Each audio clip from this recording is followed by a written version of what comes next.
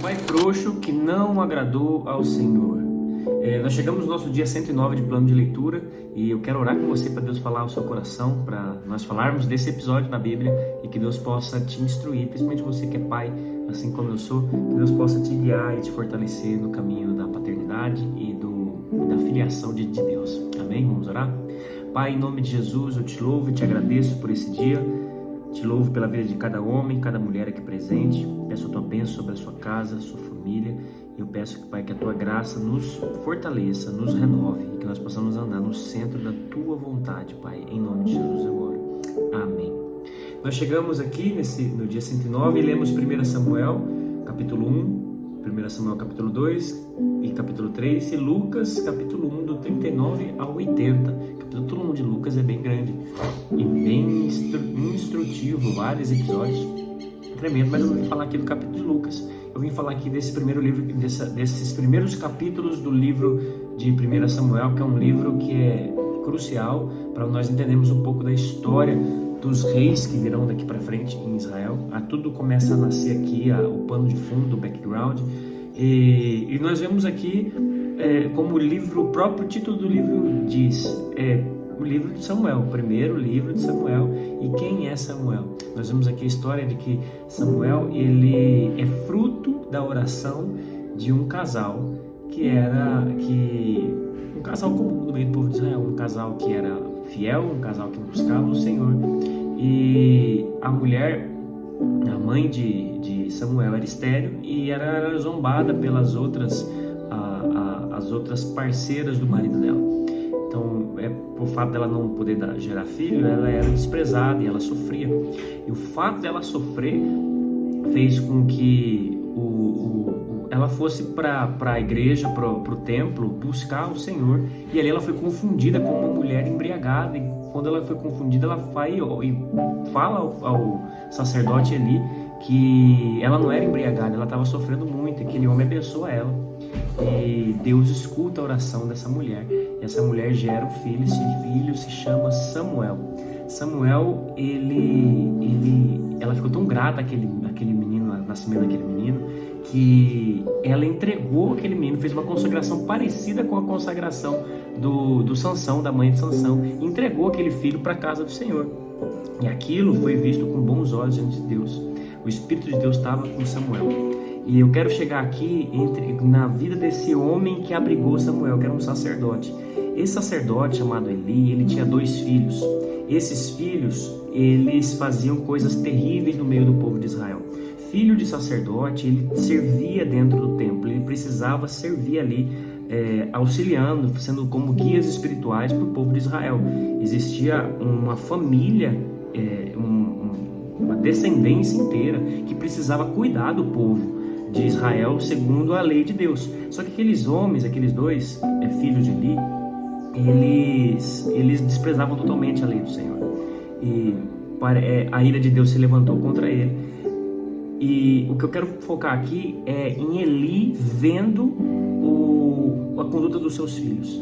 Deus não só fica irado com os filhos de Eli, que depois de um tempo os filhos de Eli morrem. Deus ele dá um jeito de eliminar os filhos de Eli, porque aqueles filhos de Eli eles transavam com as mulheres que estavam em sofrimento no meio do templo, eles roubavam das ofertas que eram ofertadas ali, eles extorquiam as pessoas a ofertar, como diz a palavra de Deus, e isso foi visto com o juízo de Deus veio sobre eles. Só que o principal aqui que eu quero trazer para vocês não é a vida desses dois trágica desses 2 homens, é a vida de Eli. A ira de Deus se acendeu contra Eli, porque ele, vendo tudo isso, vendo eles dilapidarem o reino de Deus, a obra de Deus, ele não fez nada. A Bíblia mostra que Deus levanta Samuel, uma pessoa que ninguém conhecia, para renovar o sacerdócio naquele lugar. E agora eu quero falar com você que é pai.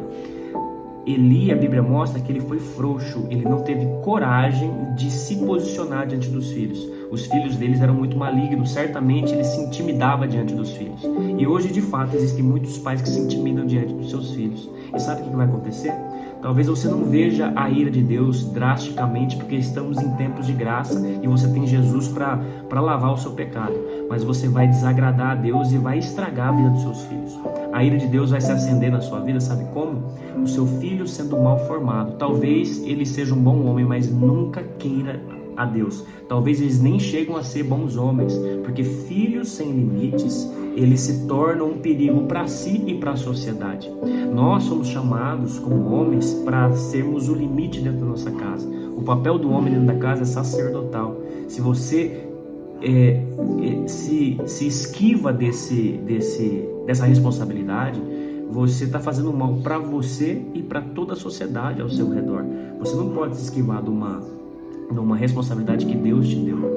A mulher, ela tem o papel de gerar, ela vai amamentar e ela vai ser um papel de porto seguro para o filho.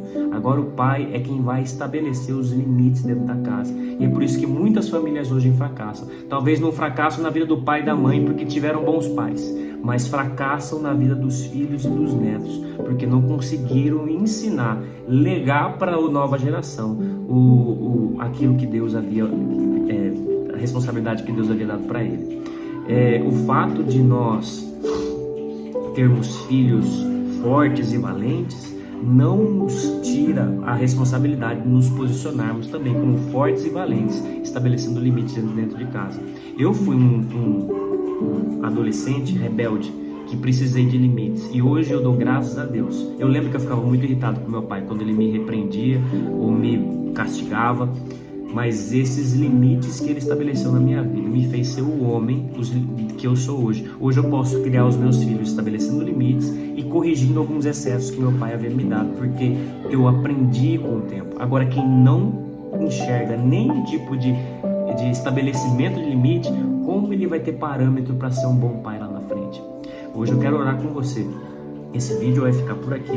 Eu espero que você seja valente na posição como homem de Deus dentro da sua casa, na posição como sacerdote dentro do seu lar.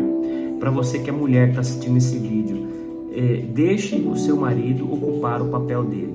Você não precisa ser a pessoa que estabelece limite na sua casa se você tem um marido ali com você. Agora, você que é uma mãe que infelizmente está solteira, você precisa sim estabelecer limites sem eliminar a figura masculina na vida do seu filho. Se você se coloca uma pessoa muito forte, em que homem não é imprescindível, não é necessário na sua vida, talvez o seu filho cresça com uma referência fraca de masculinidade, e ele também não vai conseguir estabelecer limite lá na frente. Amém? Que Deus possa te abençoar poderosamente. Aqui fica a minha oração, o meu desejo de vitória para você. Um forte abraço e tamo junto, é nóis.